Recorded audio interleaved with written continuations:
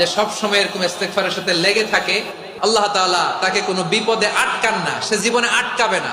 আর সব সময় পড়ার জন্য একটা আমল দিয়ে যাই, উঠতে বসতে, অফিসে যাচ্ছেন, অফিস থেকে ফিরতেছেন, বসে আছেন, শুয়ে আছেন, ছোট্ট এক শব্দে আমরা যেন বেশি বেশি পড়ি আস্তাগফিরুল্লাহ। আওয়াজ করে আমার সাথে পড়ুন আস্তাগফিরুল্লাহ, আবার পড়ুন আস্তাগফিরুল্লাহ।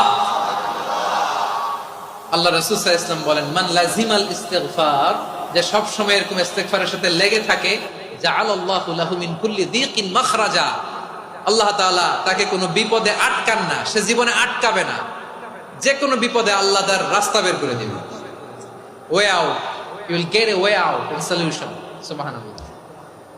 ওয়া মিন কুল্লি হাম্মিন ফারাজা, দুশ্চিন্তা মুক্ত হবে। ওয়া ইয়ারযুকহু মিন হাইসু লা ইয়াহতাসিব, এমন জায়গা থেকে আল্লাহ রিজিকের বন্দোবস্ত করবে যেটা সে কল্পনাও করে নাই। আওয়াজ করে পড়েন সুবহানাল্লাহ।